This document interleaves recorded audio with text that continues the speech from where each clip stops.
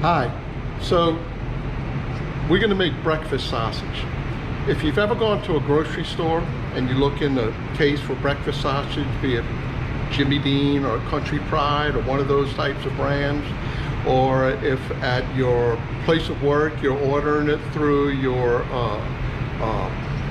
distributor, be it Cisco or US Foods or Doyle or S&W, one of the local guys here, whatever, I ask you to check the price of it and see what it is that you're paying for, and then go over to the meat department and check out the price of ground pork and see if you think there's a considerable savings to be had there. I dare say that it's going to be much cheaper. The other advantage to making your own breakfast sausage is you made it. You made it yourself. You can say it's house-made. You can say it's handmade, it's homemade, it's made with love or something like that. It's not made with in a factory somewhere with ingredients that you need to have a master's in chemistry to be able to understand. The recipe that we're going to use is very simple. The pork has a ratio of about I would say 70%, 30% fat. Just looking at this, I haven't had it analyzed. Generally, they're going to be grinding pork butt, pork shoulder, or one of the cheaper cuts off the, off the hog for you to be able to use. And those generally run naturally about 70-30. You've got to have fat in there. Even though we may associate the word fat with negativity or bad, that is actually a good thing. Our body has to have fat in order to survive, in order for you to be comfortable. The problem is that we do 70-30 for this. We're probably at around 60-40 for our whole overall diet. When you add sugar that we overdo and the sodium that we overdo with that, that's where a lot of our issues come in.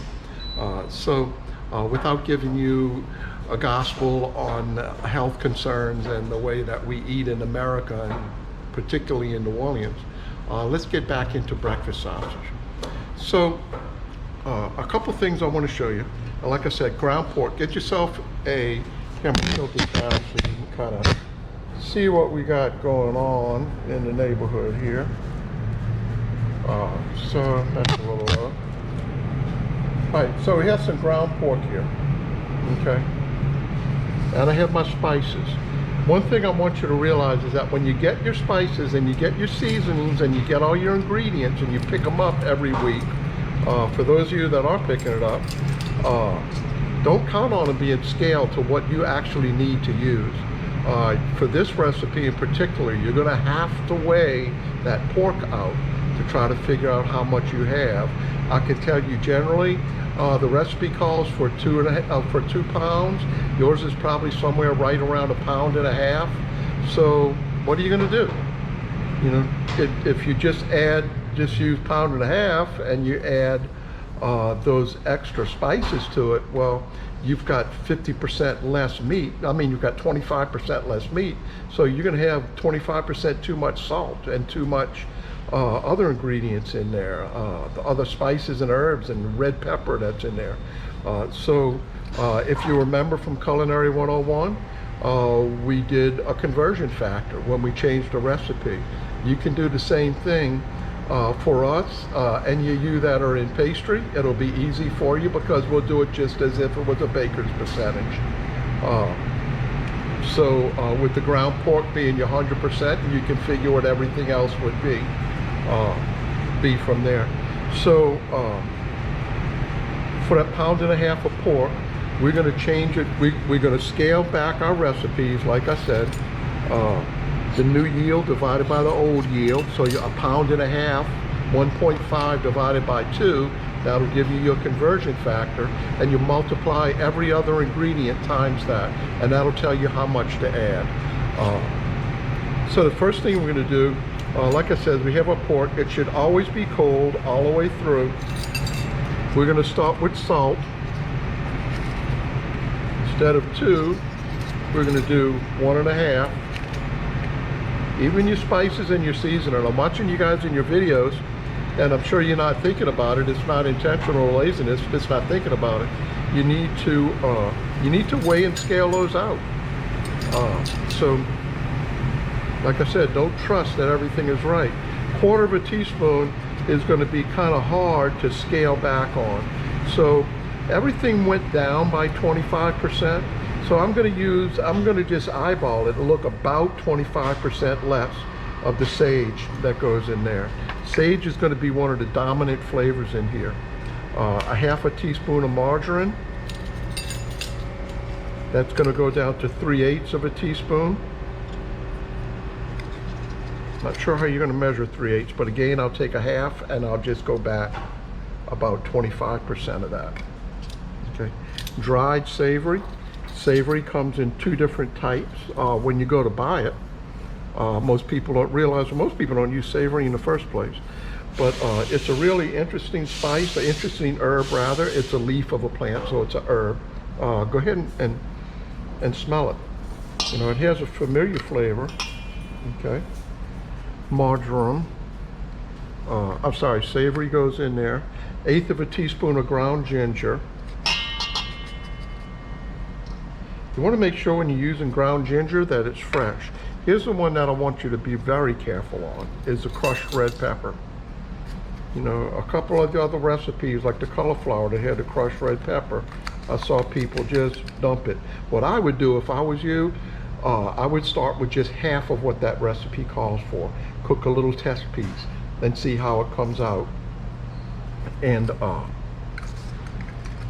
from there, then go ahead and cook that little test piece, and if it needs a little bit more spice or a little bit more flavor, then you go ahead and make your adjustments from there. I'm sorry, that's a 1/4 of a cup of water. And remember, we cut that back. Okay, so we have 1.5 ounces. 1/4 of a cup is 2 ounces. It's 8 ounces, 8 fluid ounces in a cup. So 1/4 of that's going to be 2 fluid ounces, which are going to be 4 tablespoons. So you can measure out 3 tablespoons. Cold water. If you have ice or crushed ice, that would be even better. Okay. And then from here, all you're going to do, mix it together. Here is where you kind of have to use your hands, man. Hands make it. God gave them to you for a reason, to use them. They're a tool. Okay. You want to take that meat and wipe the sides of your bowl while you're mixing to make sure that you're picking up everything that's sticking to the sides. Mix it together really well. This is actually better if you make it today. Seal it up, put it in a bag, a Ziploc bag or a covered bowl, put it in the refrigerator and let it set overnight. Okay. So I've got everything mixed up. I've got a fresh Ziploc. Don't reuse the Ziploc that this came in. When you're recording your videos, please, please, please turn on the sound. Show me everything that you're doing. If you have a 30-minute video, that's okay, because I have a fast forward button. So turn on the sound and tell me what you're doing. These aren't silent movies. That goes in here. Okay. We've got raw pork on the outside of this now because they had pork on my gloves. So what I'm going to do is go clean that bag off before I put it in the refrigerator. So we're going to stick it in the refrigerator.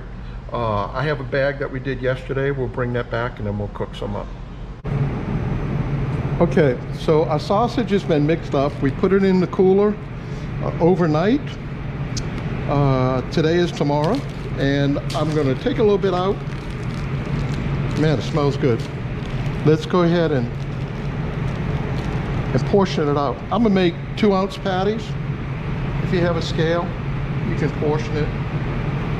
If not, I'll give you a little reference point for 2 ounces, 2.1,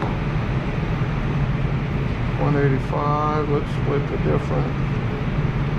195, that's close enough. 2.0, bada bing. So, if you rolled 2 ounces, you'd get about the size of a golf ball, maybe a tiny bit bigger. Okay, and let's what we'll do with it, we're just going to flatten it out, kind of. When I do breakfast sausage, like homemade, I don't want to make it perfect edges, because then it looks like something that came out of a can. Okay, or it looks like something that you got frozen or out of one of those tubes. Or to make it oval, to make an oval shape, roll it into a ball, then roll that ball kind of into like a football cylinder kind of shape. Press down a little bit. I actually prefer that than the unevens, because the unevens, the pieces kind of break off. You want it kind of thin because it's going to shrink up. You can make it a little bit thinner in the middle. So you can kind of see what that looks like here. All right. Okay, let's come over here. I've got a skillet that's been warming up for a few minutes. Let's take our patty, put it in there. We're just going to fry it like we would normal breakfast sausage. It's kind of soft, so right now it kind of like is a little sticking to the bottom because it is soft. But once it starts to cook out a little bit, it'll let go.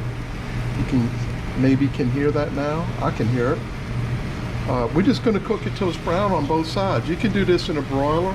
You can make your patties, put them on a sheet pan. If you're doing it in a restaurant situation, put them on a sheet pan with a little parchment paper underneath at 350. Pop them in the oven until they get nice and brown on the outside. And then when you get an order for them, you run them in the salamander, but kind of put a little crust on them. Okay. If you're using a non-stick pan, you're really not going to need any oil. You know what that looks like? Breakfast sausage. So we're going to let that cook just for a couple minutes. And when it's done, it's done. Go ahead and serve it with the rest of your breakfast items.